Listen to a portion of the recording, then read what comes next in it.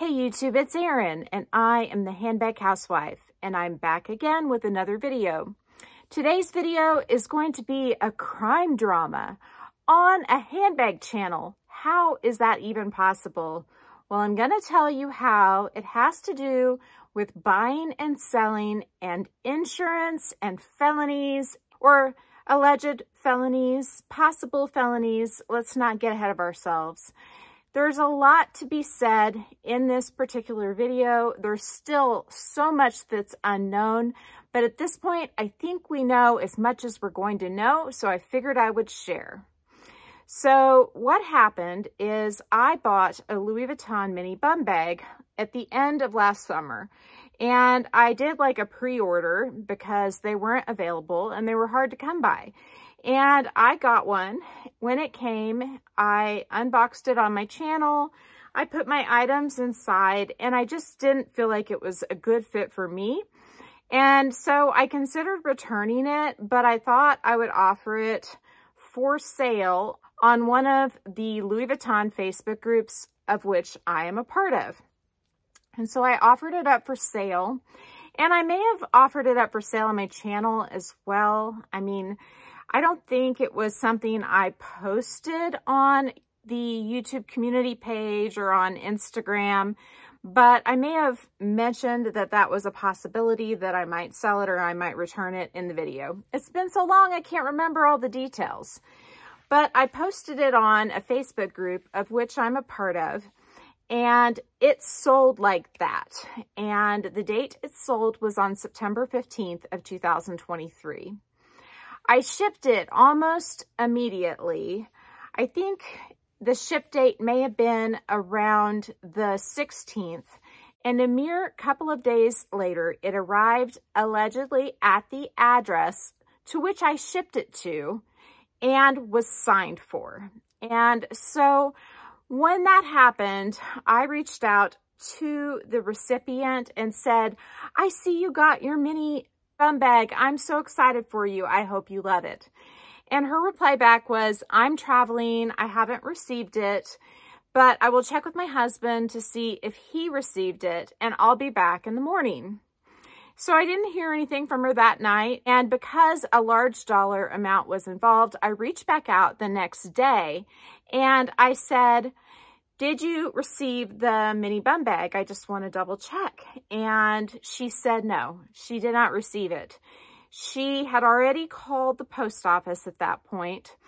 And according to the tracking information that we both saw and that the post office saw, the item had been marked delivered and signed for. Because of the high dollar amount involved, I required a signature, like I have with all of my more expensive shipments that I've done. And since this whole thing happened, I have insured everything and required a signature if it's over like $100, because I didn't know it at the time, but Shipsurance, which is the company I was purchasing insurance through, they would not honor the insurance if you did need to file a claim unless a signature was required.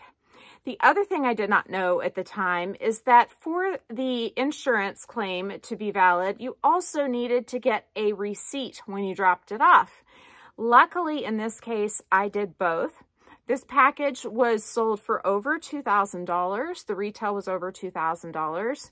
And so thank the Lord, I did both. So the individual I shipped the bag to, and I'm going to insert some photographs of the bag so you know what I sent as I'm talking, but the individual I shipped the bag to said that the bag did not arrive to her.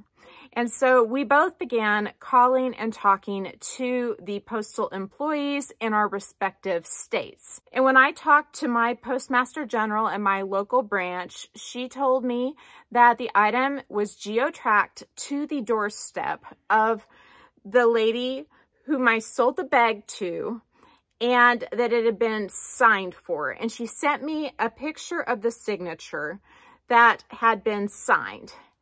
Now, the lady who I sold the bag to, she said that she didn't sign for the bag. And not only that, but whoever did sign for the bag spelled her name wrong and put an extra letter in her last name.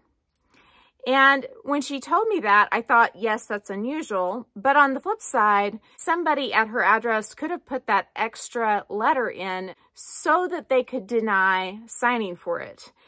It all seemed pretty suspicious, and my postmaster thought it was suspicious. So let's call this lady Kim so that it makes it simple.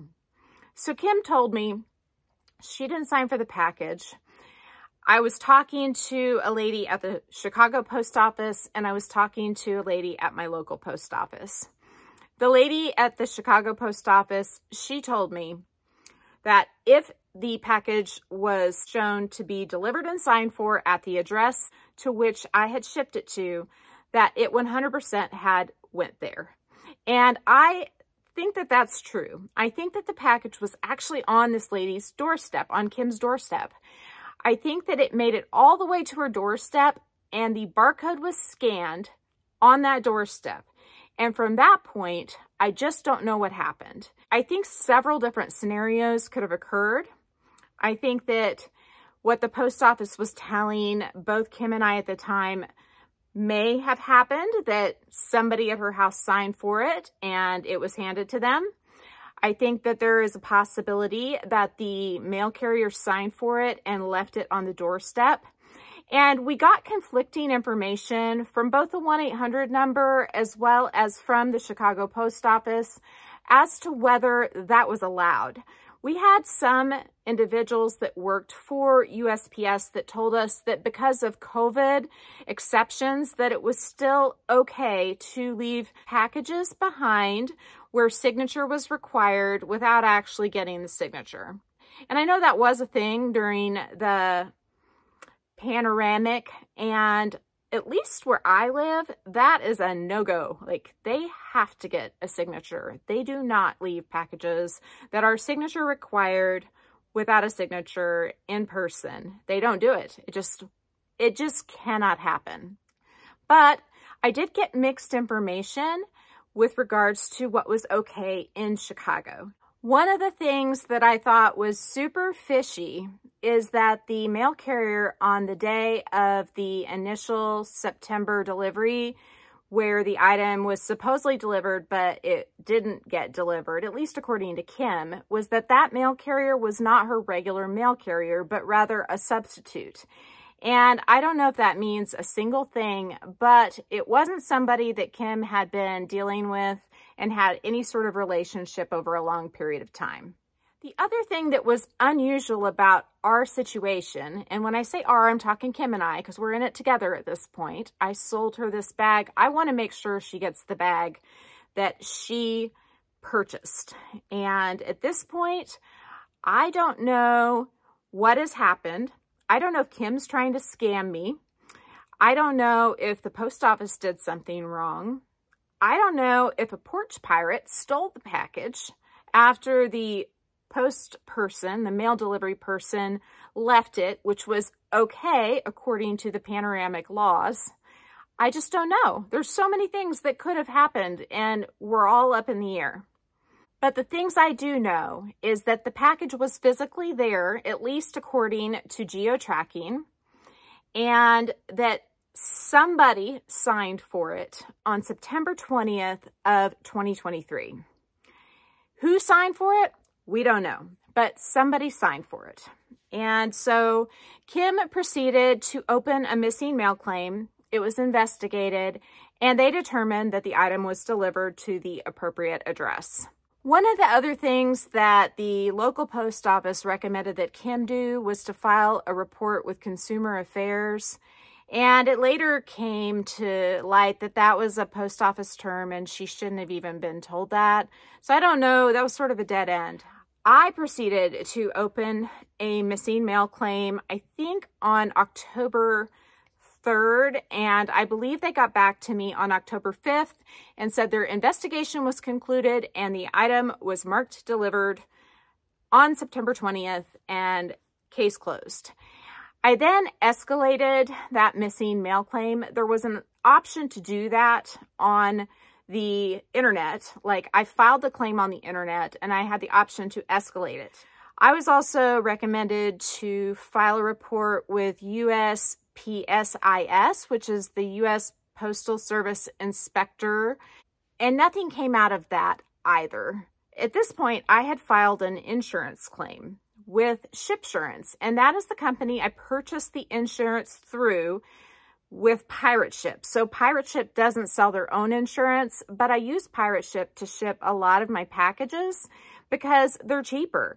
They do business with USPS and UPS. And then if you do need extra insurance beyond $100, their rates are really good, but they are through Shipsurance. And when this whole journey started, I quickly realized that having to deal with a third party for the insurance was not ideal because my messages were all going to Pirate Ship, and then they communicated directly with Shipsurance on my behalf. And so I had this middleman, and that delayed everything, and it was very frustrating. So Shipsurance did require that Kim file a police report and sign an affidavit. And so when she was willing to do that and did it quickly, it made me have a lot of confidence that she was telling the truth about everything that was happening, because those are both legal things to do that you can get in a lot of trouble for if you falsify a police report or illegally sign an affidavit. I mean, both of those things you could get in trouble, so I really didn't think she would want to do that if she was not telling the truth.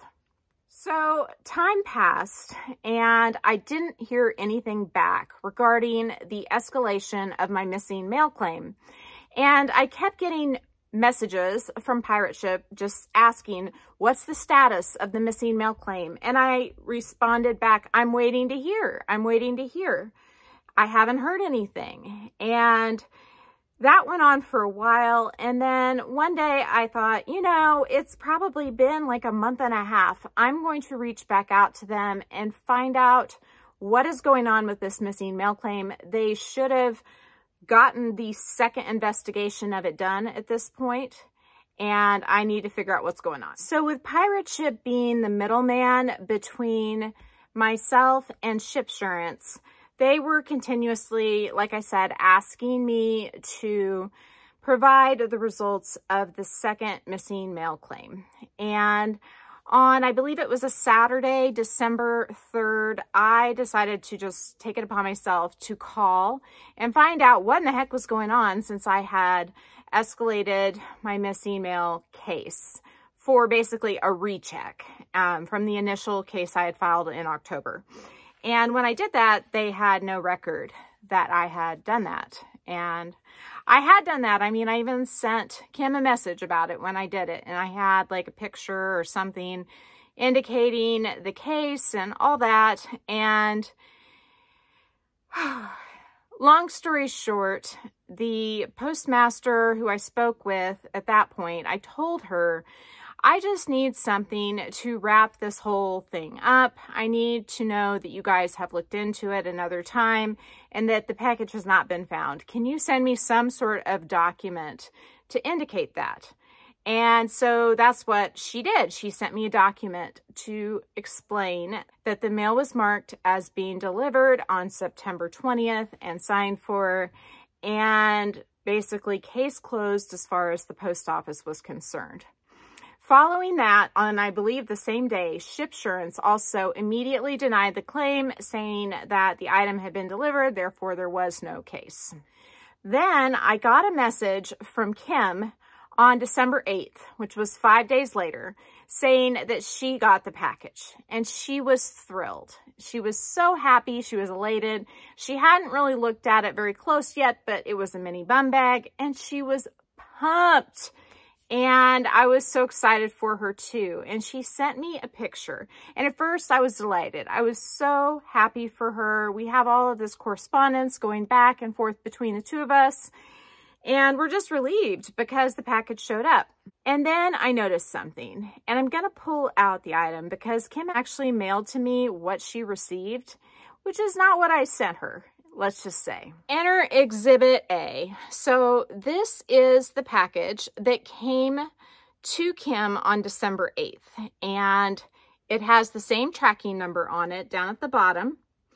I have compared this tracking number to the original barcode that I have a screenshot of, and they look different to me. The number's the same, but the barcode looks different. And so I have a question in my mind. If somebody created this and put it on the package, because the day after I had made that phone call requesting the letter that the post office could not find the package so that I could close things out with shipsurance, the day after that happened, this package started tracking in Chicago at the post office, and it was immediately sent to the Missing Mail Recovery Center in Atlanta, Georgia. And if you're not familiar with the Missing Mail Recovery Center, what they do is when people file a missing mail claim and submit pictures, they try to match up items that are found that maybe aren't in boxes anymore or the labels got damaged with claims that people have submitted. And so in this case, it's a little bit unique because this barcode, which isn't the same, I don't think, as my original, but again, the tracking number probably didn't scan when they tried to scan it in Chicago. It showed up the day after I made that phone call. And by the way, Kim didn't know I made that phone call. I never told her. That phone call was made on December 3rd, and I hadn't talked with Kim since October. And so the first I heard from her was December 8th. So it had been 2 months or a little over 2 months between the time I had last spoken to her. One thing I want you all to know about Kim is that she told me early on that she didn't expect for me to pay her back for the amount that she paid if insurance didn't pay out. And I didn't really know how I felt about that. I felt bad about that. And so we were just kind of letting things play out. I didn't know what I would do in the end if it ended up that she was out the money, but yet was telling me not to pay her back. Her not telling me to pay her back was very kind, but it also made me a little suspicious that maybe she was saying that because she didn't want me to be the one to pay. She wanted insurance to be the one to pay. Like it was okay to rip the insurance off, but not to rip me off.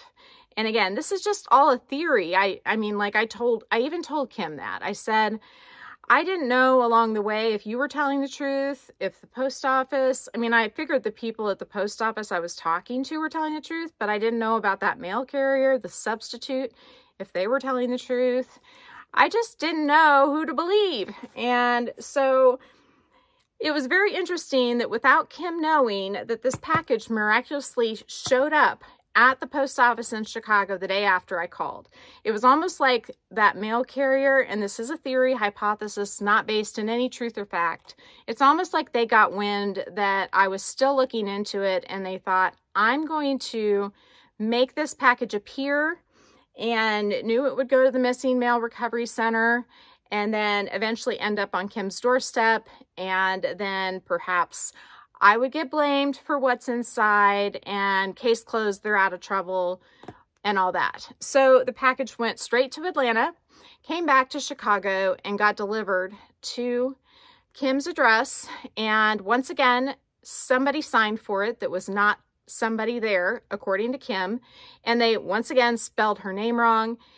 I looked at the two signatures, and they look like they could have been done by the same person, but I wasn't sure. I mean, I'm not a handwriting expert, but in both cases, there was an extra letter in the last name. And this is not the box that I shipped the item in. I shipped the item in a Monate box, and this box is just a plain, thin cardboard box, and it's smaller than the one I shipped the item in. So let's look at what's inside. First of all, there's a letter, and this is from the Mail Recovery Center. And it says, your mail piece was undeliverable as addressed at a postal facility and sent to the Mail Recovery Center for subsequent handling. The Mail Recovery Center opens all undeliverable mail in search of an alternate or missing address to return or forward the mail piece. For safety of our customers, it's the policy of the Mail Recovery Center to remove all perishable, hazardous, or non-mailable items before returning the mail piece. We appreciate your business and look forward to serving you in the future. Signed, the Mail Recovery Center. So let's see what's inside, and I'll show you what concerned me, what I initially noticed in the photograph, and why I thought the item was not what I sent. So here we go. In the picture she sent, she had the dust bag opened. So I didn't see the font of the Louis Vuitton, but if I had, that would have been a thing I would have noticed pretty quickly. It's very different. The dust bag's very thin, and there's even a printing issue on the dust bag where it's like faded over on that side. And it's just kind of ragged. It's like frayed on the edges. I have a legitimate Louis Vuitton dust bag. The material is much thicker. The lettering is much thicker. Here they are in the same screen. Let me fold it down just a little bit. You can see the color of the dust bag's different, that the font is different. And you can also see like the spacing with those T's is different. And the letters are just so much thicker. And if you look at the edges of how it's sewn, that is very different as well. And so the dust bag is, to me, clearly a fake. I've never had one that felt like thin and papery like this before. It's made out of a material, but it's definitely not the same that Louis Vuitton uses. So we get the bag out, and we've got a mini bum bag, okay? At initial glance, I think it looks okay. I mean, some things that friends of mine have pointed out from the photographs I've shown them of this bag is that the hardware looks wrong, that it's really shiny, that the glazing is super red. And the things that I'm going to tell you that I can feel are different is this feels like rubber. It does not feel like Louis Vuitton Vachetta. It has like almost...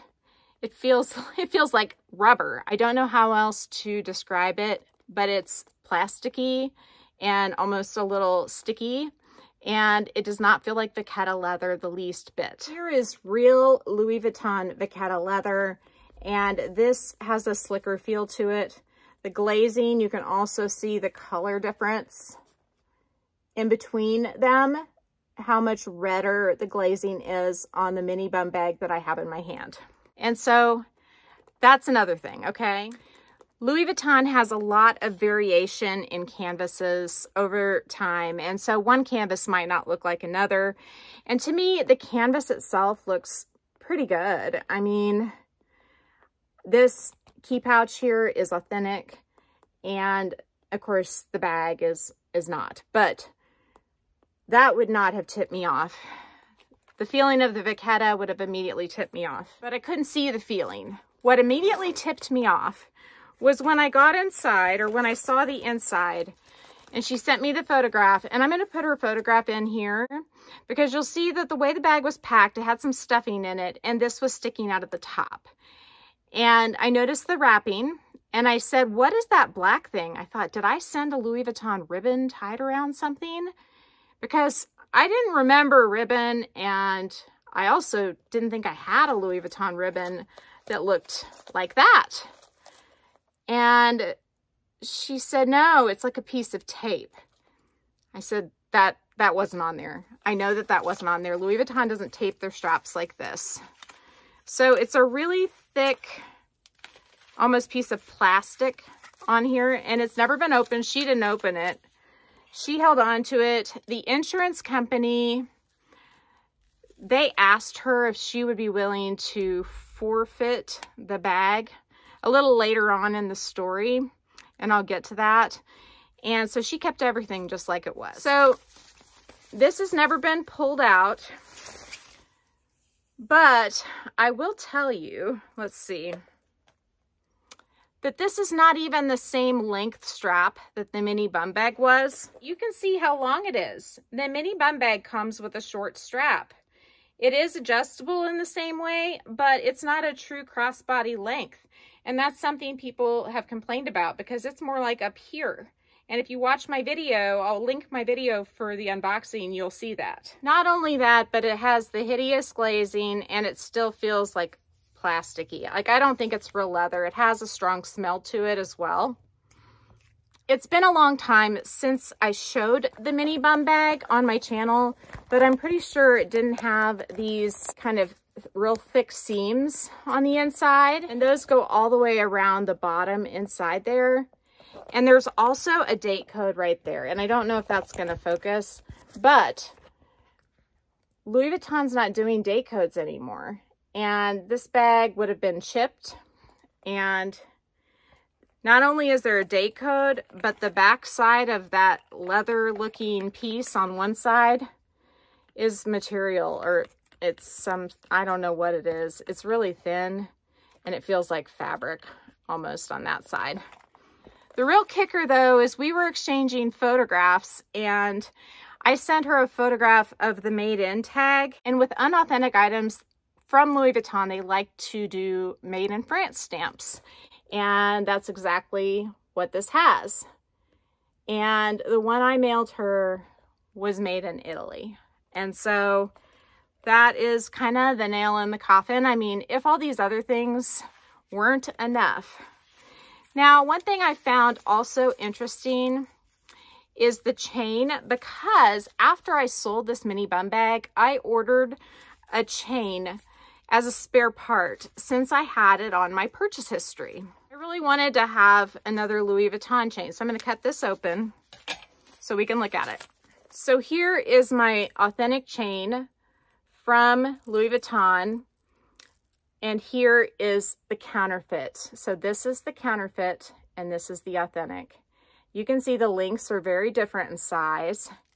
There's also a difference in color. And then lastly, you can see where the chain clips on to the swivel part. That swivel part looks very different. And the one on the side that my fingers are on is the authentic, and the one on the other side is the counterfeit. So the chains are different. I wouldn't be surprised if they're also a different length, and they're a different length as well. So this is 1000% a non-authentic piece, and this is what she received on December 8th. On December 8th, when I went to check the tracking history that had been recorded on the post office's website on September 20th, when the initial delivery was made with the same tracking number, was completely gone. It was like it never happened. I had a screenshot though of not the full tracking history, but I had a screenshot of the map from point A to point B showing the item in transit and the date of the delivery. And so I had evidence showing that it had in fact been delivered twice. So I went to Shipsurance and reopened the case. And that was in December. And we just got the resolution to this whole deal last week.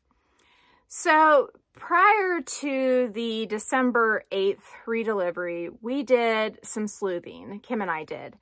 I asked her to check and see if the park across the street from her home had any sort of cameras, which she did, and they didn't.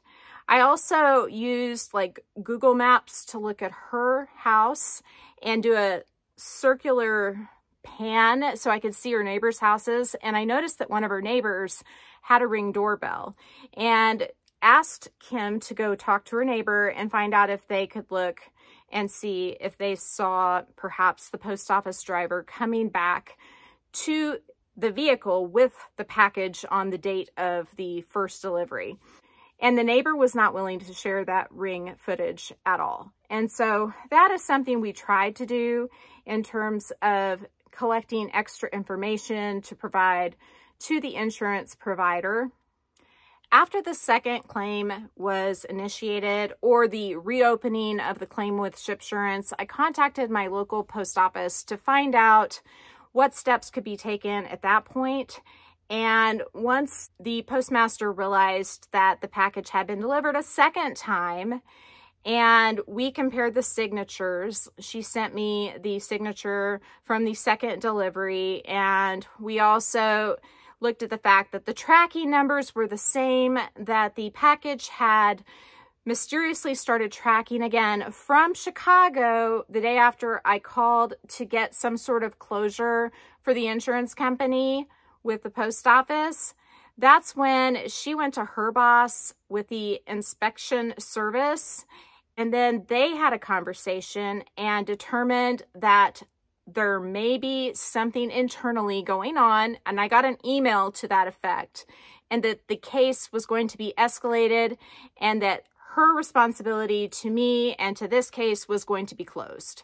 And so I had that email, which I then sent to Shipsurance, and that is what led to the conclusion of everything, but it took a long time. That was back in December, and the conclusion didn't happen until March. I just had to wait and to wait and to wait, and eventually, a couple of months ago, the insurance company reached out to me and asked me to sign a document stating that I was okay with them contacting Louis Vuitton to make sure that I had, in fact, purchased this bum bag from Louis Vuitton, that I had it on my purchase history, which I was happy to sign. I signed it right away and sent it right back. And I don't know if they ever heard back from Louis Vuitton, but a couple months more passed, or at least it seemed like it. I guess this was like 4 months, December, January, February, March. So 3 months. In the period of 3 months, they asked me to sign a paper and send it back in so they could contact Louis Vuitton. And then the next thing they asked me for was to kind of sign my rights away with regards to the case if they paid out. And they only did that after they talked to me on the phone, and they also talked to Kim on the phone. So they had quite a long talk with me on the phone. And when I was talking to them, I told them, this has been so long since this happened. I'm not sure that I'm going to be able to recall every detail perfectly. I mean, it's been since September. And so I'm happy to talk with you, but there may be things I remember as we're talking. There may be things that I forgot altogether. And so you just have to keep that in mind. I'm not trying to be deceptive or to give you incorrect information. It's just been a while. And so I talked to the investigator with the insurance company for probably at least an hour and explained all the different things I had done, the investigation steps I had taken, the people I had spoken to, what I had sent, how we figured out that the item was fake through exchanging photographs. And by the way, he had all this information. I mean, they made me send screenshots of the entire messenger conversation I had with Kim. So they had all that. They had pictures of the bag from the listing. They had the listing itself. They had pictures of what she received. They had the weight of the box that she received. They knew she was willing to send it back. He told me they didn't even want her to send it back. They just wanted to know if she was willing to send it back. And he said the last thing that they needed to find out was to wait to hear back from Louis Vuitton. I don't know if they ever found out anything from Louis Vuitton or not. And then the last thing after that was he needed to talk with Kim. And Kim hadn't gotten back to him, and Kim had been unresponsive for a few days. So I just texted her and reached out to her on Messenger. And once she heard from me, again, it had been since December, and I was reaching out to her in March. Once I texted her, she got right back to me, and she immediately emailed the insurance person, and then they hooked up. And then once that was done, I got a letter asking me to sign away my rights to any future claims for this particular item if I was compensated by Shipsurance, which I did, because I don't want anything from them if they compensate me. And so I signed that document, and within a week or so of that, they paid me, and they paid me through PayPal. And not too long after that, a few days after that, I got a letter from Pirate Ship with an attachment from Shipsurance saying that they would no longer insure me after March 22nd. If I purchased insurance with Shipsurance through Pirate Ship, that that insurance would not be honored, that Shipsurance would no longer insure me for any purchases in the future after March 22nd.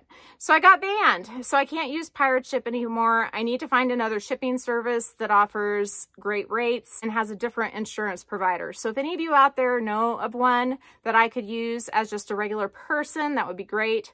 I don't anticipate doing a lot of sales. So even if I have to go straight to the post office or straight to UPS or straight to FedEx and buy insurance there and have to pay a little more, that's okay, because I'm kind of at a stopping point with my collection. Now, if I decide a couple years down the road that I'm going to sell everything, then it would be really nice to have another option. But as it is, I don't really need another option right at this moment, but it would be nice to have one. I don't believe in counterfeit or unauthentic products, and for that reason, I am going to cut this whole thing up. And so nobody can pull it out of the trash. Boy, my scissors are not doing a very good job. Nobody can pull it out of the trash and sell it and pretend like it's real. I just couldn't have that. And I can't give it to somebody and hope that that won't happen. So the dust bag's trashed. The strap is trashed. And last but not least, this is not going to cut very easily. How can I cut this up? I think I might need my bolt cutters to cut an initial puncture hole. Let me grab them. Here we go. So I'm going to puncture, and now I got it. So we've got it.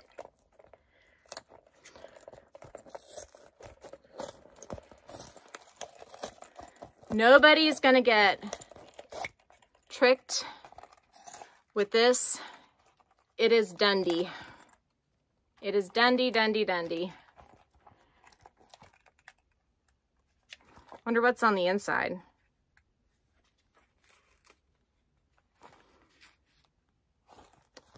It's trash. I think I could even cut the chain up.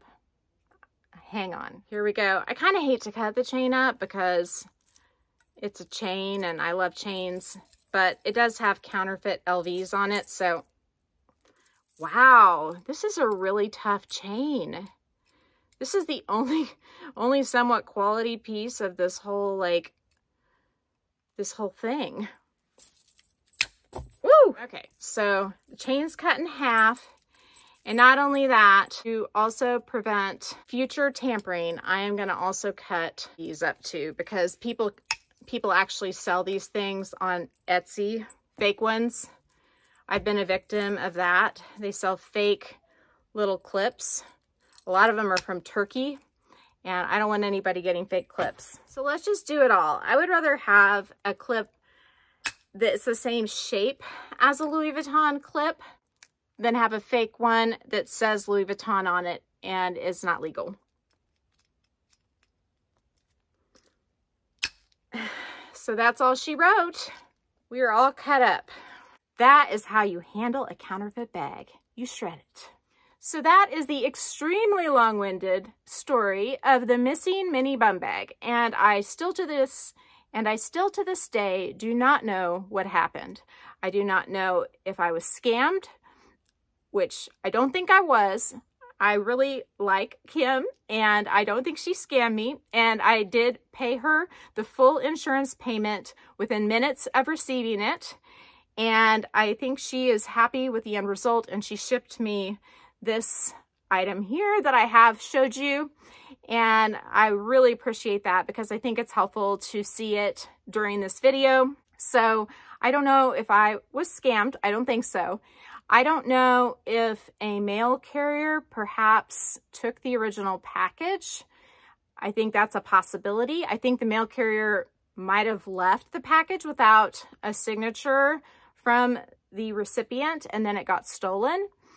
And so that's a possibility. Or it's a possibility that the mail carrier signed for the package and took it with them. That could be a possibility. And if that's what happened, then perhaps that mail carrier made the package reappear whenever I made my inquiry in December. Or perhaps Kim made that package reappear at the post office in December. I don't think that is what happened. I really just don't know. It's also a possibility that the Mail Recovery Center in Atlanta, that they found this item, but it doesn't make sense that it started tracking in Chicago the day after I called and then went there and then came back. That doesn't make sense to me at all. There's just so much up in the air. I'm not really sure what happened, and I don't think I'll ever know. And I don't think I can ever prove anything about any of the involved parties. I just know I sent an authentic bag, and now the person who I sent it to, who I fought for since September, has their money back. And I have a story to tell all of you. The one thing the post office told me that I could have done to protect myself a little more would be to do certified mail, because with certified mail, it is every person who handles the package, every person who touches it has to sign for it. And so that apparently is like the safest way to mail things through the post office. So that's one thing that could have been done differently. A lot of people will say using UPS or using FedEx is safer. And that may be true. I think that there's bad apples in every bunch, and it's probably just as likely that you're going to find one in those places as with the Postal Service, if not more likely, because of the nature that the post office is part of the government and it is a federal crime to tamper with the mail. So, you know, I don't know. I don't know what the best way to ship is. All I can say is that there's a somewhat happy ending, other than the fact that I'm banned from pirate ship. That's kind of a bummer. But that said, I think that'll wrap up the video. If you liked it, please give me a big thumbs up. If you haven't subscribed to my channel yet, what are you waiting for? Do it and ring the notification bell so that you are notified of future exciting content such as this. Also, go find me on Instagram. The name there's the same. It's the @ then the Handbag Housewife, all lowercase. You can DM me there, or you can email me at thehandbaghousewife@gmail.com. If I don't hear from you, I will see you again real soon. Take care and have a fabulous day. Bye.